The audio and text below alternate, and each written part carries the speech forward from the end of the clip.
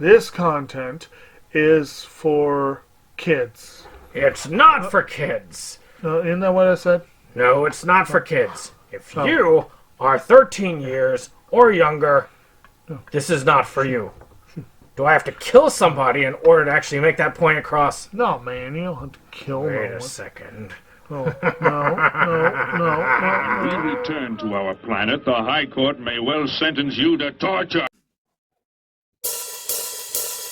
He likes movies, we like movies. SeptumSin versus the world.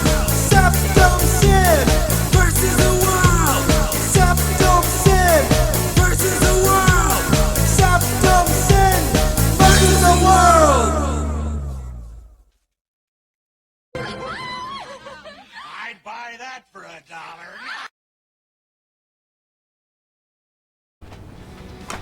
Greetings, everyone, and welcome to another episode of SeptumSin versus the World. This is another movie review. This time we actually have the feature When COVID Came to Town. This is one of the newest Joel Wynkoop pieces to make the stage, so to speak. So, let's talk a little bit about this. Usually I feel kind of an interest in trying to show this. I like to draw attention to people like Phil Herman, like Joel Wynkoop, and I do want to show this because, well, it was kind of asked of me to show it, and I want to take a look. So let's just talk about this. Extra features. There's a lot of more interviews here, which is kind of cool. I do like having extra interviews with these types of things. No subtitles. But what can you do? I've given up on subtitles at this point. So, the plot. Joel Wynkoop is a filmmaker responsible for many different movies in the micro-budget world. During 2020, he had to shut down the film Beast Mode due to the COVID pandemic that had spanned the world. Joel has done his best to document that time in his own film, recording the feelings of everyone that had that experience in the pandemic for the world to remember. I mean, as far as documentaries go, it delivers what you would expect from it. A lot of the footage from the world, like the empty grocery store shelves, it does bring me back to a time that, I'm not gonna lie, I really have no desire to remember. I think that is really where the feel of the film does fall, is that I feel like maybe it's just too soon. Maybe in 10 more years, I'll come back to this and I'm not going to feel that overwhelming sense of dread that I had. I worked out of the ERs during 2020, 2021, 2022, and the things I saw when I worked there are things that will occupy my nightmares for decades to come.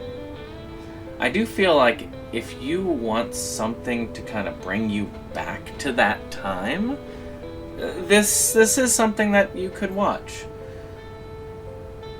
If it was me, I'd probably grab this, hold on to it, and maybe come back when you feel like it's not going to feel as painful. And right now I've pretty much found that that's not the time for me.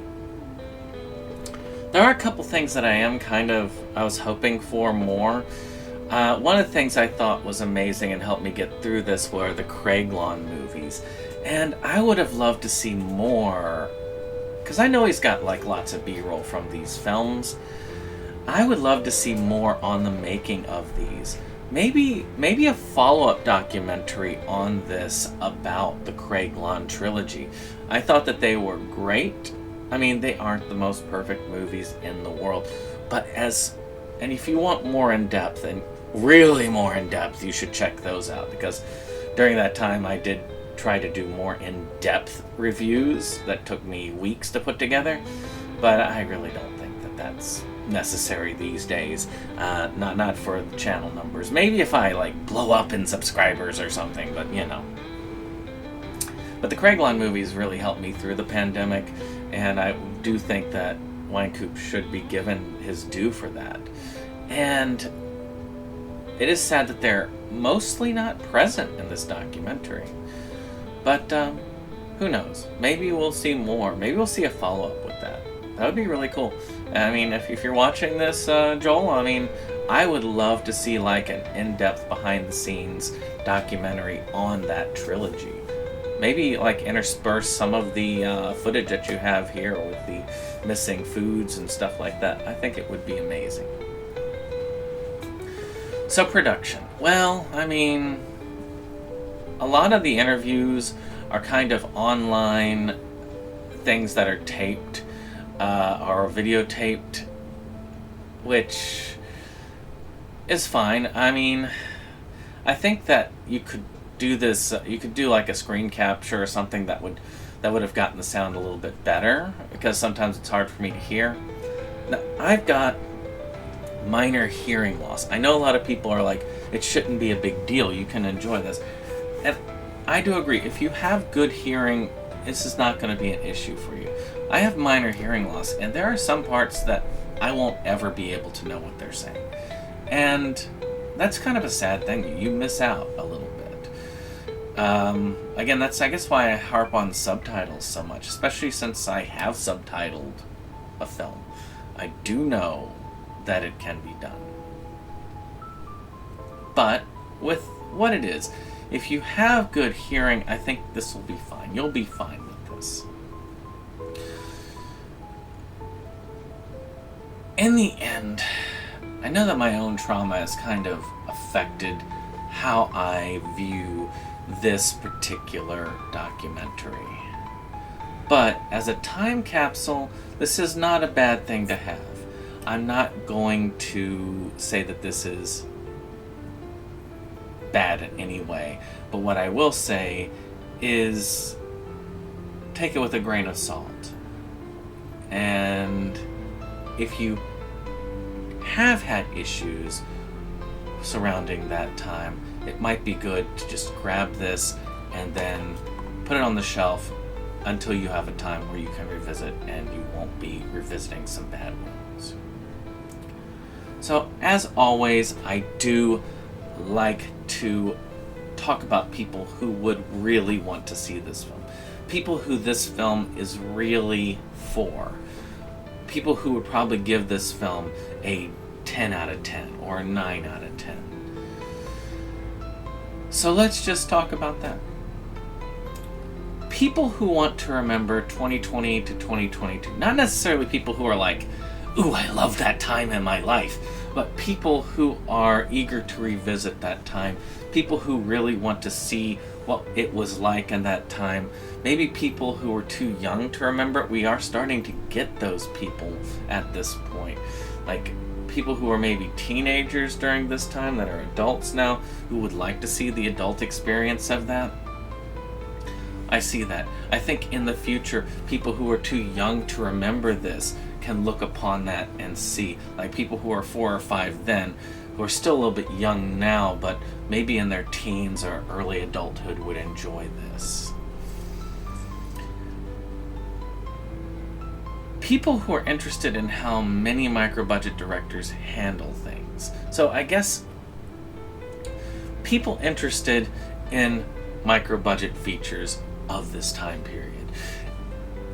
Because there were still films made during this time. Micro-budget features did not stop in 2020. There were many of them. And this does give you a little bit of an insight. Unfortunately, it's a very limited insight, but this is something that I do think will come back and will be good. So if you want to get this, of course, you should try and get a hold of Joel Winecoop. He does have copies, or I don't know, he may not by the time you listen to this, but you should check him out, see if you can get a hold of one.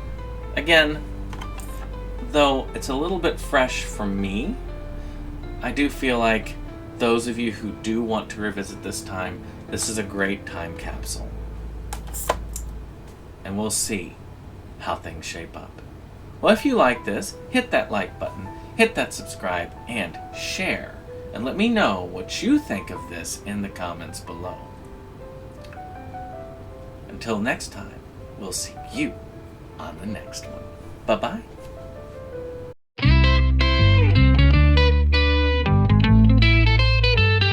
SeptumSin versus the world.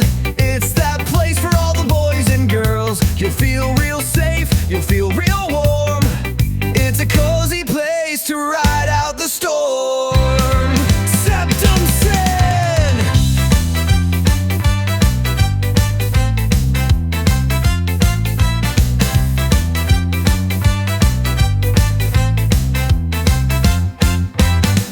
SeptumSin and his best boy Jake see the trends that scare us every day. Physical media is going to the side. Doctor streaming,